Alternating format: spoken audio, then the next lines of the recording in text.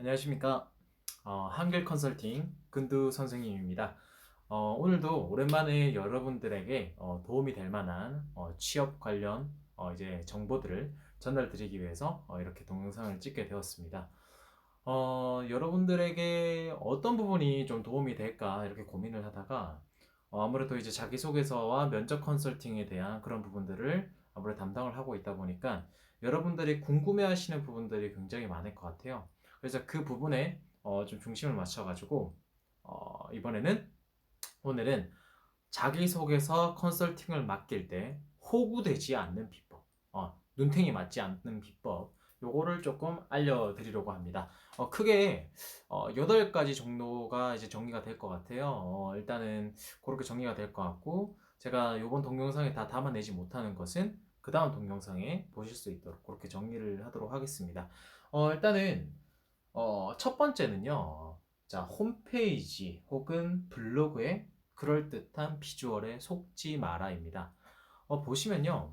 요즘에는 뭐 블로그 디자인이나 어떠한 그런 부분들에 있어서 굉장히 어떠한 여러분들의 의뢰자분들이 취준생분들이 봤을 때 여기 뭔가 전문적이다 이런 느낌을 갖게 만드는 디자인 요소들이 굉장히 많습니다. 그거 돈 주면 업체에 돈 주면 다 꾸며준다는 거 알고 계시죠?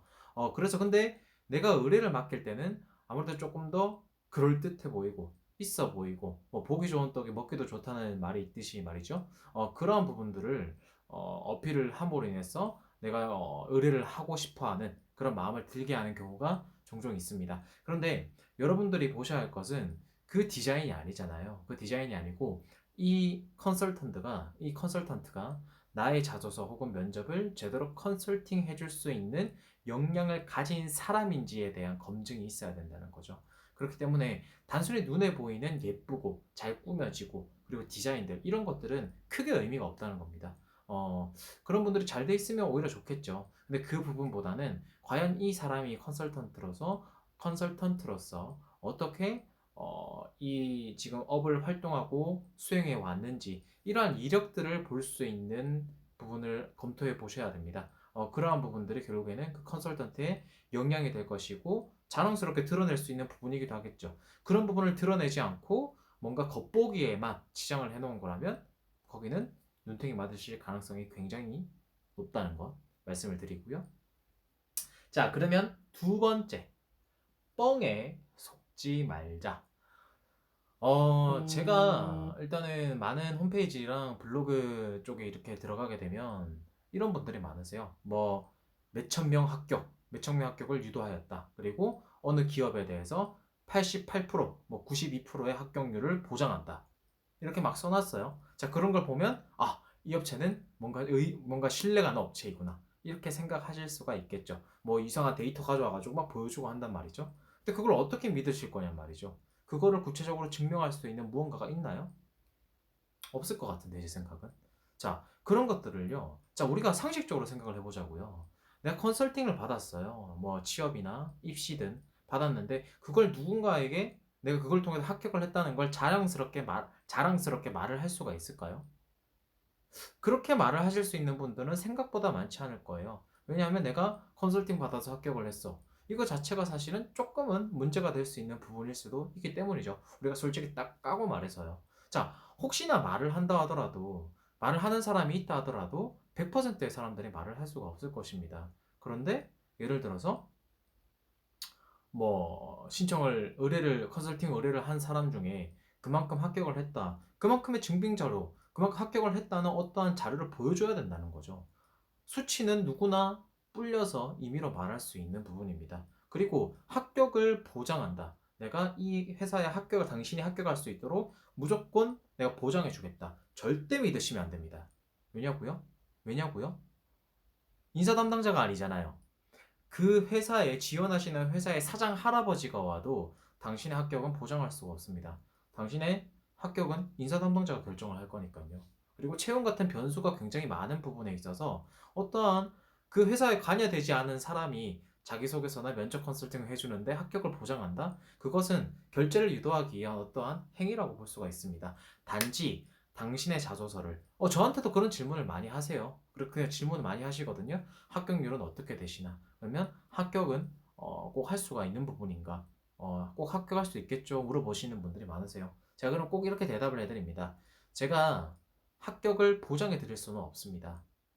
솔직히 말씀을 드렸어요. 그 말이 맞는 부분이고 사장 할아버지가 와도 당신의 채용에 대한 합격 여부는 내가 보장할 수가 없는 부분입니다. 그러나 당신이 합격하실 수 있도록 당신의 모든 인생과 스펙들을 자기소개서에 꼼꼼히 녹여들어서 면접에 최대한 정성껏 꾹꾹 담아 들여서 그 부분에 합격하실 수 있도록 최대한으로 도움을 드리겠다. 정성을 다하겠다. 이러한 부분에 대해서는 제가 약속을 드립니다. 제가 할 수 있는 최선의 약속이니까요. 그렇기 때문에 우리가 컨설턴트가 의뢰자분들에게 지킬 수 있을 만한 약속의 범위인지 희망 고문을 하는 것은 아닌지 그 부분을 객관적으로 생각해서 판단하시기 바랍니다. 왜냐하면 내 돈을 쓰는 거니까요. 무슨 말인지 아시겠죠? 생각보다 뻥을 치는 컨설팅 업체들은 굉장히 많습니다. 이 부분 주의하시기를 바랄게요. 자, 그리고 세 번째, 미심쩍으면 꼭 통화를 해라. 유선 통화요. 예. 자, 보통 최근에는 워낙 이제 카카오톡이나 뭐 블로그나 이런 부분들로 인해서 어떠한 굳이 목소리 유선 통화를 하지도 않고 거래나 이런 부분들이 이루어질 수 있는 그러한 부분이 충분히 많습니다. 실제로 그렇게 거래가 진행되는 경우도 굉장히 많고요. 그런데 가끔 이제 본인이 큰 돈을 이제 나름 어떻게 보면 큰 돈이죠. 그 큰 돈을 컨설팅을 맡기면서 지불을 하게 될 텐데 그거에 대해서 검증의 과정을 거치실 필요가 있잖아요. 그러면 가장 좋은 것은 유선 통화를 해보는 겁니다. 유선 통화. 자, 통화를 해보시면 그 사람이 말하는 거나 그리고 상담과 관련된 그리고 자기소개서 컨설팅이나 면접 컨설팅이 어떻게 진행되는 부분인지 나의 궁금한 부분에 대해서 이 사람이 어떻게 대답을 하는지 그 과정을 통해서 이 사람이 믿을 만한 사람인지에 대해서 한 번 더 검증해보는 과정을 거칠 수가 있는 것이죠. 이 부분에 대해서 본인이 자신이 없는 컨설턴트다. 그러면 컨설팅을 하면 안 되죠. 그럼에도 불구하고 컨설팅을 합니다. 왜냐? 전화 같은 검증의 과정을 거치지 않기 때문이죠. 글로써 그냥 대답하기에는 충분히 가능한 법이죠. 말이라는 것은 실제 목소리를 듣고 대화를 한다는 것은 그 사람의 어떠한 녹여져 있는 기품이나 전문성들을 어떠한 다른 또 방면에서 느낄 수 있는 그런 부분이라 말씀을 드리고 싶습니다. 그렇기 때문에 웬만하면 전화나 아니면 전화번호를 받으시든지 그런 유선 통화, 목소리를 들을 수 있는 실제로 만날 수 있으면 더 좋겠죠. 그런 부분들을 과정을 거치시는 것을 강력하게 좀 권해드립니다. 만약에 그러한 부분에 대해서 뭐 본인의 유선 전화나 이런 부분들을 오픈하지 않는 컨설턴트가 있다. 그런 분들은 제대로 본인의 역량에 마련되지 않은 컨설턴트일 가능성이 굉장히 높습니다. 그렇기 때문에 웬만하면 그런 분들은 거르시는 걸로. 네. 한글 컨설팅 근두 선생님, 제가 근두 선생님입니다. 저는 언제든지 통화 가능하다는 거, 얼굴도 만나실 수 있다는 거, 기억하시고요. 자, 그 다음에 네 번째가 컨설턴트가 다수인가 개인인가입니다. 모 사이트나 업체에서 운영하는 사이트들을 보면요. 컨설턴트가 굉장히 다수인 경우가 있어요. 근데 그런 분들의 경우는요. 나중에 문제가 생겼을 때 책임 소재가 굉장히 불분명합니다. 나는 이 담당이 아니다. 내가 써줬지만 이거를 케어하는 사람은 당신의 컴플레인을 대응해줄 사람은 또 다른 사람이다. 이런 경우가 있고요. 그리고 그런 업체들에서 컨설팅을 하는 컨설팅을 하시는 분들은 실제 전문 컨설턴트가 아니고요.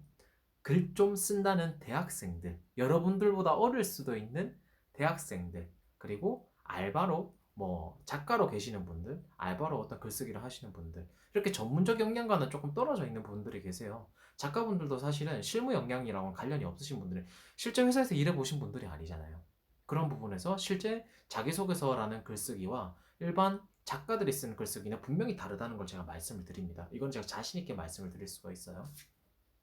그렇기 때문에 웬만하면 업체보다는 개인이 운영하는 그런 블로그 아니면 업체들을 이용하시는 것을 권해드립니다. 그만큼 본인의 어떤 운영 방안에 프라이드가 있고 전문성이 있고 자신이 있기 때문에 혼자서 움직이는 부분이기 때문이죠.